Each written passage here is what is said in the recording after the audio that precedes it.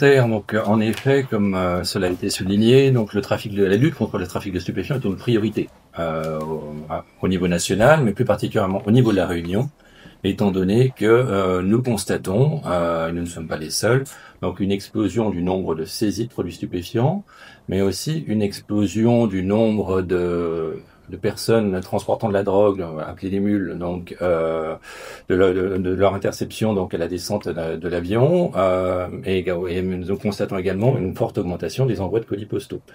Il s'agit pour nous donc de nous adapter à cette augmentation, d'une part, et d'autre part, en nous adaptant, de mieux comprendre le phénomène. C'est pourquoi, pour vous donner un exemple, notre but au niveau du service territorial de police judiciaire, en lien avec les services judiciaires des circonscriptions et les autres services du renseignement territorial ou encore de la sécurité publique, c'est dans un cadre de pilotage d'avoir une approche globale. Il ne s'agit pas de travailler chacun dans son coin, mais de faire une approche globale intra-police, mais aussi avec l'ensemble de nos partenaires. C'est pourquoi nous sommes particulièrement vigilants sur toutes les entrées de stupéfiants sur le territoire de la Réunion, par le biais des mules.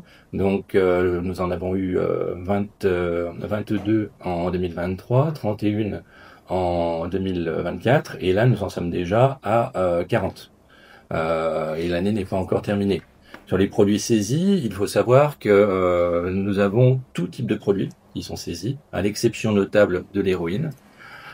Et sur ces produits saisis, par exemple en 2025, nous constatons une forte augmentation des saisies de l'ordre de 80% à peu près, des saisies de résine de cannabis, de cocaïne, mais également de catinone, qui sert de base pour de nombreuses drogues de synthèse, notamment le B13 et le doux. Nous constatons également donc que ces drogues se retrouvent un petit peu partout sur l'île et ne sont plus localisées comme cela pouvait être le cas il y a encore 5, 10 ans sur l'ouest ou sur le sud. Là, la cocaïne, par exemple, nous pouvons l'avoir aussi bien sur Saint-André qu'au niveau du port, ou encore, bien évidemment, sur Saint-Denis ou sur Saint-Pierre, pour ne citer que les zones police, mais tout le monde est concerné. Donc là-dessus, notre optique, c'est d'une part d'intercepter les personnes qui amènent ce stupéfiant et d'intercepter les colis, mais aussi de travailler sur les structures locales, nationales et internationales qui sont chargées d'acheminer ce produit et de les revendre sur le territoire de la Réunion. Il faut savoir que nous sommes particulièrement vigilants sur la question parce que le trafic de stupéfiants, comme nous le voyons en métropole par exemple, a de nombreuses conséquences négatives, notamment violentes.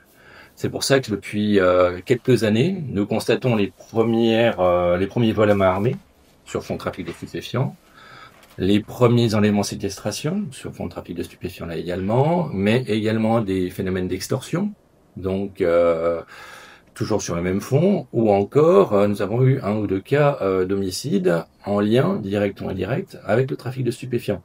Donc ce sont des marqueurs importants pour nous qui nous incitent à vraiment mieux nous coordonner pour pouvoir travailler sur cette question et démanteler l'ensemble du réseau, parce que il faut savoir que le prix de revente des produits stupéfiants à La Réunion est beaucoup plus intéressant que dans l'Hexagone, et que de fait il y a beaucoup d'offres.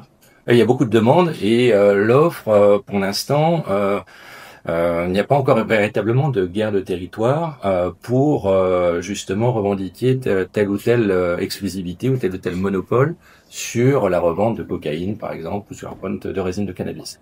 Donc, il y a un véritable marché en pleine expansion sur lequel nous devons être vigilants.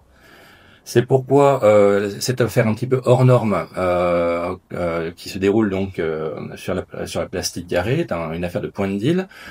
C'est une affaire qui nous a interpellés parce que ce point de deal fonctionne quasi exclusivement comme d'autres points de deal dans l'Hexagone. Ce que nous appelons dans notre jargon des fours. Alors vous avez tout un système qui est mis en place au niveau local avec des guetteurs, des vendeurs, des nourrices chargées de dissimuler soit des stupéfiants, soit de l'argent, des grossistes ou semi-grossistes, et au-delà, donc la filière d'approvisionnement depuis principalement l'Hexagone. Donc c'est pour ça que ce genre d'enquête est particulièrement complexe pour 2 raisons. D'une part, parce qu'il s'agit d'enquêtes au long cours. Sur cette enquête, elle a démarré, par exemple, en début d'année 2024 sous l'égide donc du parquet de Saint-Denis. C'est une enquête au long cours qui réunit beaucoup de services au sein de la DDPN. Vous avez évidemment en premier lieu les principaux concernés, donc les collègues enquêteurs du port, mais vous avez également le service territorial de police judiciaire. Vous avez pour les surveillances et les postes techniques l'antenne SIAT, donc le service interministériel d'assistance technique qui a été mis en place en fin d'année dernière. Vous avez le groupe interministériel régional pour travailler sur les enquêtes patrimoniales et sur le phénomène de blanchiment qui découle du trafic de stupéfiants. Donc ça fait beaucoup de partenaires à coordonner, c'est la première difficulté. Et l'autre difficulté, c'est qu'il s'agit comme l'a dit le directeur, d'un point de deal qui génère beaucoup d'argent et de fait qui a fonctionné un certain temps, au moins depuis le début d'année 2024. Il a été très difficile donc de travailler sur ce réseau parce que les malfaiteurs connaissent le terrain. D'autre part, ce sont des malfaiteurs, pour certains qui sont peut-être jeunes, mais qui sont aguerris.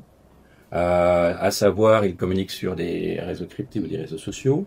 Ils sont sur l'aspect filature, surveillance. Il y en a eu un certain nombre dans le cadre de cette enquête. Ils sont particulièrement vigilants, voire paranoïaques, pour éviter ou limiter les risques de détection. Vous avez aussi le terrain qu'ils maîtrisent encore une fois, qui rend toute approche difficile pour faire des surveillances. Et sur l'aspect blanchiment, c'est pour ça que nous avons mis le groupe interministériel de recherche, donc le GIR dessus, pour pouvoir travailler parce que il y avait plusieurs types de blanchiment que nous avons pu détecter. Les rachats de tickets jeux gagnants, les envois de mandats cash, le transport également d'espèces, avec des liens plus ou moins marqués avec l'Hexagone. Donc tout cela a nécessité donc beaucoup d'efforts, beaucoup de coordination de la part, je les cite en premier lieu, des collègues enquêteurs du service de police judiciaire du port, et parce qu'il s'agissait judiciairement de caractériser vraiment le fonctionnement du point de vue. Il ne s'agissait pas de dire sur la base d'un renseignement un tel ou un tel fait du trafic de stupéfiants à tel endroit, il fallait l'établir. Et je pense, au vu des premiers résultats au niveau des interpellations et des premières suites judiciaires, que cette caractérisation du trafic de stupéfiants et du fonctionnement du point de deal a pu être établie. Donc c'est pour ça, encore une fois, il s'agit d'un travail d'équipe, d'une affaire hors norme, que ce soit par rapport aux quantités d'argent saisies, par rapport au fonctionnement, encore une fois, qui se rapproche de l'Hexagone, que nous voyons très peu ici. À notre connaissance, il y a très peu de points qui fonctionnent sur la base de points de deal hexagonaux. Nous avons plus, à notre connaissance, des livraisons sur des plus petits réseaux dans des habitations, ou alors le fameux système que je n'aime pas, le fameux terme Uber Sheet, c'est-à-dire la proposition d'envoi, de déplacement de produits stupéfiants à destination de tel ou tel client sur les réseaux sociaux. Et ensuite, il y a des systèmes également de points de deal plus légers de rue qui sont pour certains identifiés, pour d'autres en cours d'identification, et sur lesquels, comme le disait le directeur, nous travaillons énormément sur l'aspect judiciaire, mais aussi présence sur le terrain. Et le but final étant de démanteler le réseau et de désorganiser le trafic. Je vais laisser la parole au commissaire de police Coué-Courtois, donc chef de la circonscription du port, qui a mené de main de maître cette opération. Merci.